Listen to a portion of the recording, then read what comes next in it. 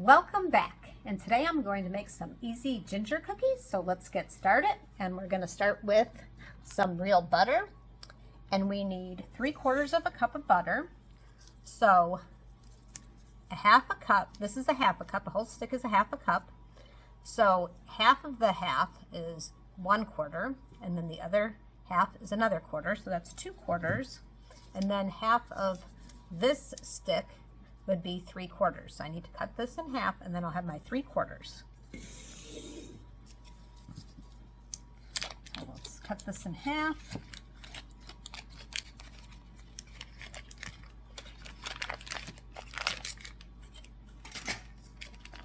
Okay, so let's just get out a butter knife. We're going just in the center here, right down the middle. And then we'll put that in our mixing bowl. So that's 1/4, 1/4, 3/4. Hope everybody's having a good day.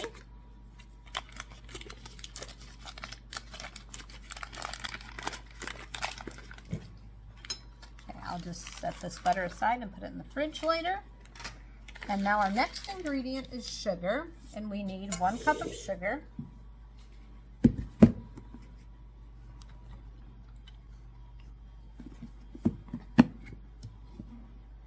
I like to put my sugar in a container because it makes it a lot easier when you go to measure out stuff than doing it in the bag. So we need 1 cup of sugar.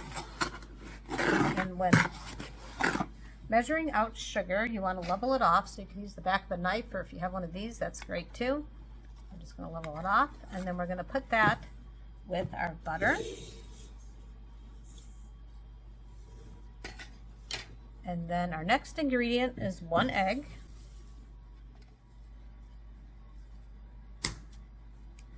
Okay, so there's my 1 egg, and then I'm going to go wash my hands. Okay, I'm going to mix up my egg a little.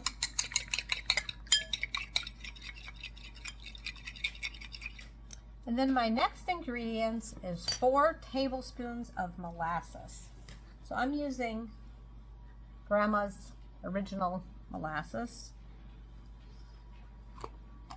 And I'm just going to put my molasses into my egg because it's all liquid. So I need 4 tablespoons. So I have my tablespoon measure, and I'm just going to pour it, and I'm just going to do my best because it's kind of a little bit difficult with the molasses. And it smells sweet. Very yummy. So 1. Oops, now it's fast. 2.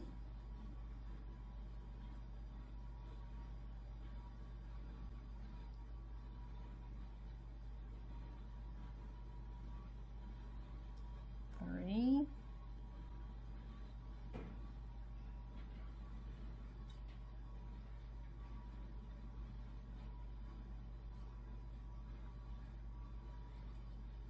4. I'm going to go clean the side of my molasses off. Alright, so I'm just going to take that fork and just kind of scrape with that. I'm going to mix it up a little. And then I'm going to clean up my molasses jar, and I'll be back shortly. Okay, so I'm setting aside my butter and my sugar. I'm setting aside my eggs and my molasses. And then we will go ahead and do the dry ingredients. And the first thing we'll do is the flour. So we need 2 cups of flour.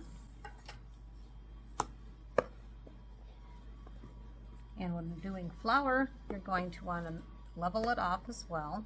Do not pack the flour, just level it off. So 1.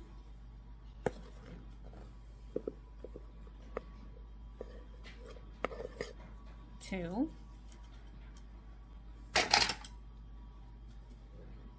And now we need 2 teaspoons of baking soda. Get out our teaspoon measure. And then we have our baking soda, which I like to keep it in the Ziploc storage bag after I open it up so it stays nice and fresh. And then I use the lid to level it off. So you want to level it off like you did the flour, but you can use not the lid, but the opening, I should say. And we need 2 teaspoons. So 1, 2, and now we need a teaspoon of cinnamon. And I'm going to measure it right into here. With my teaspoon of cinnamon, I'm going to kind of make it a heaping teaspoon because I like a lot of cinnamon. So I'm just going to do that. And then we need a teaspoon of ginger. Now ginger is a very strong spice, so we want to just stick with the teaspoon. So I'm just going to take a paper towel and just kind of wipe this off so that I don't have to get out a new teaspoon. Oh, there's my oven. I preheated my oven, by the way, to 350. So preheat your oven to 350. And then I have some ground ginger. And I'm going to level it off using the little lid that I popped off here.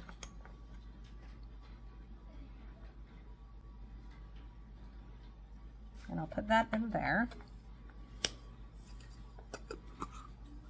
And then I'm going to take a dry fork and just kind of pre-mix this stuff up with the fork.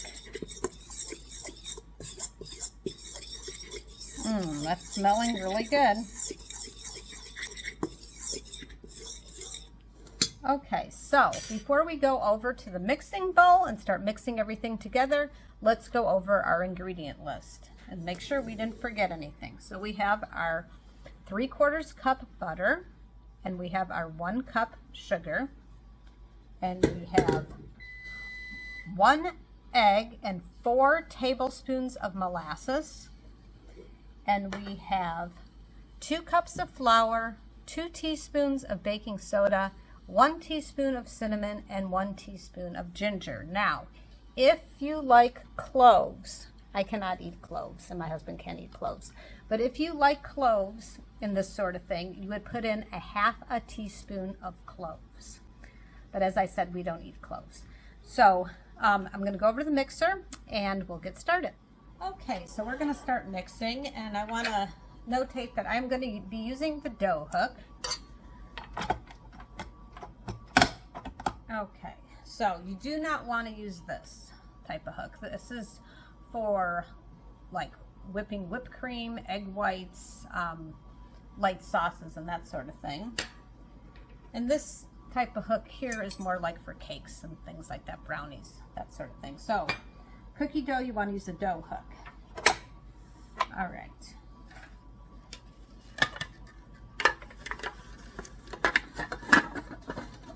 So we're going to cream together the butter and the sugar.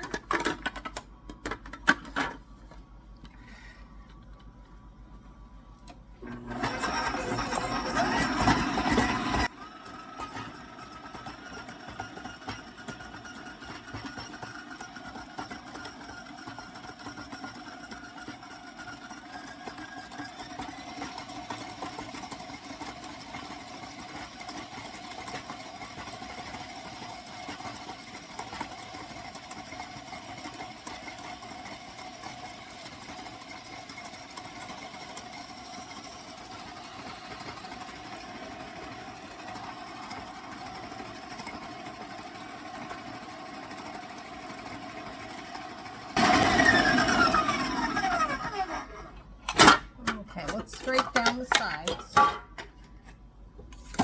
Make sure nothing's sticking. It's not. Okay, let's keep on going. This butter was a little bit on the cold side.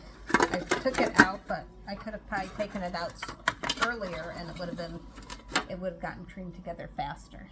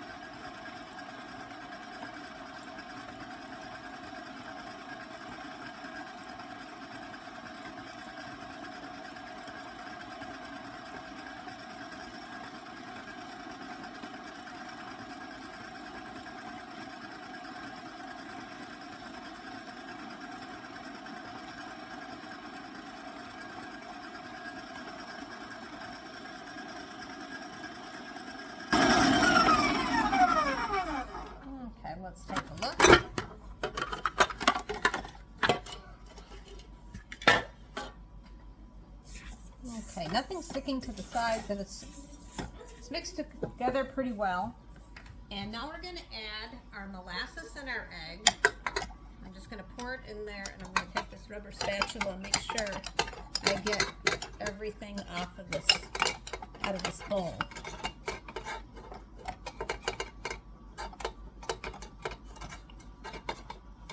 That molasses smells so good. So sweet. Okay, so now we're going to mix this all up.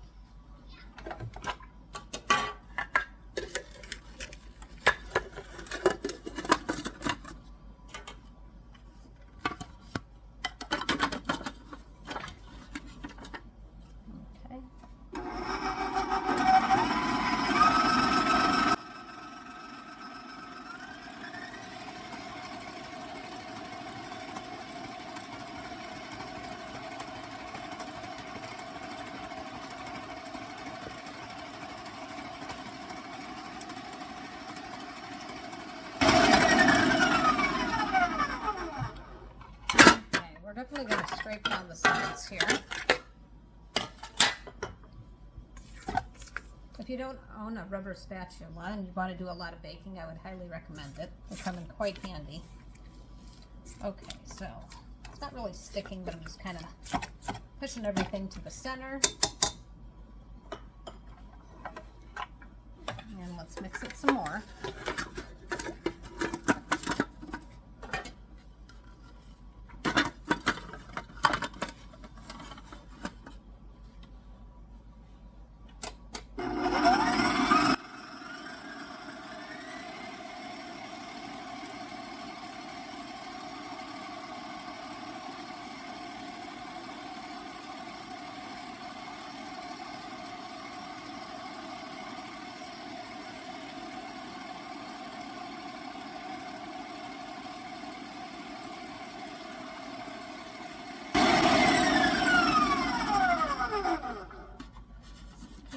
That's looking pretty good.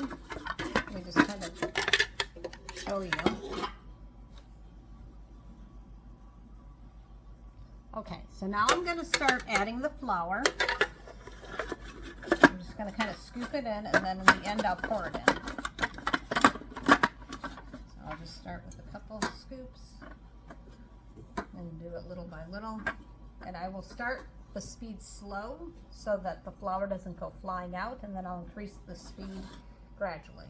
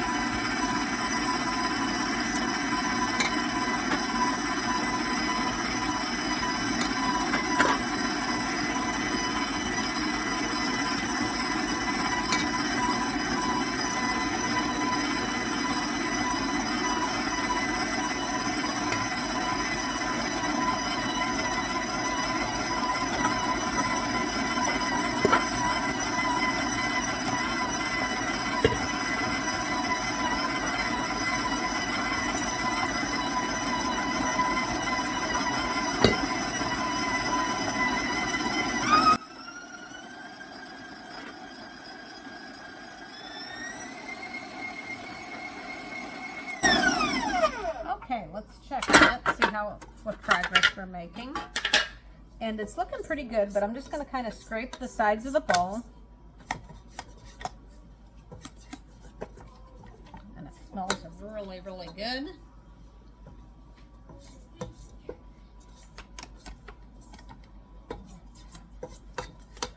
Okay, I'm going to try to scrape the bottom, make sure there's nothing stuck to the bottom. Okay. We're good. We're getting really, really close. So let's mix it some more.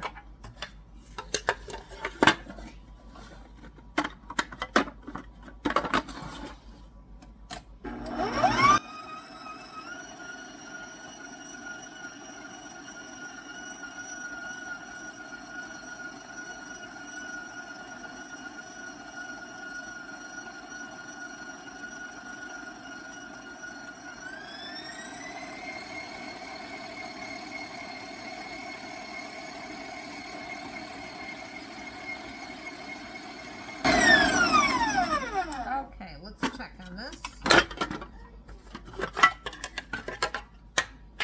All right, so it appears that it's all nice and mixed up. So I'm just gonna get the excess batter off of the beater, off the dough hook, I should say. And then we're gonna start forming cookies in just a sec. All right, so now we're ready to make some cookies. So I have these gloves on because my hands are super dry, and I think it'll just make it a lot easier. So we're gonna do about a ball about 1 inch or so. So you roll it, and then you roll it into some sugar, and then we'll put it on our cookie sheet, and we'll keep on doing this.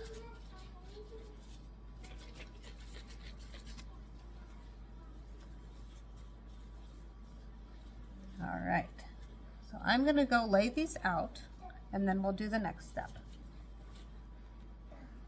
Oh, just noticed you guys can't see what I'm doing. There we go. All right, be back in just a sec. All right, so this single batch, a lot of times in my videos I do a double batch, but this is a single batch of cookies. We made 21 cookies, and you could take the back of a glass and just go ahead and smush them down. Today I'm trying this little thing where you can press it and it's supposed to leave the picture behind. I don't know what's going to happen when it gets bigger, so we're just going to try it out and see. So let's see, that's what it looks like. Of course, no one can see what I'm doing. That's what it looks like. So it's a little gingerbread man here. So let's try this and see how it comes out.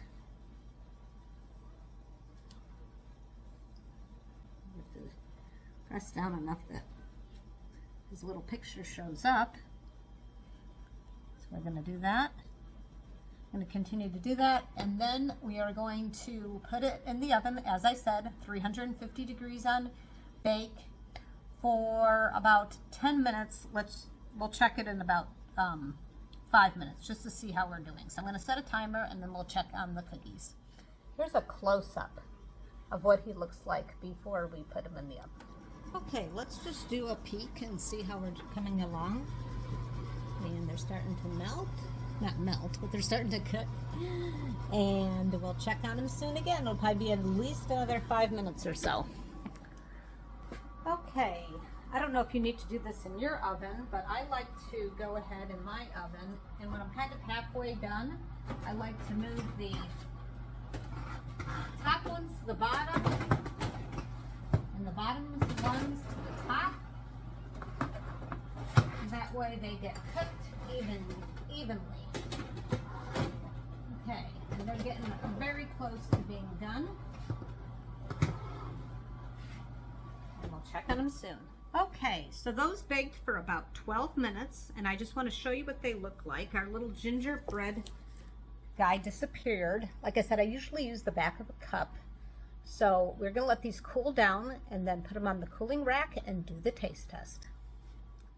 Okay, let's take these off the cookie sheet and put them on the cooling rack. And then I'll keep on doing that, and then we'll do the taste test. All right, time for the official taste test. Let's open up this cookie. Take a look inside. Look how moist that is.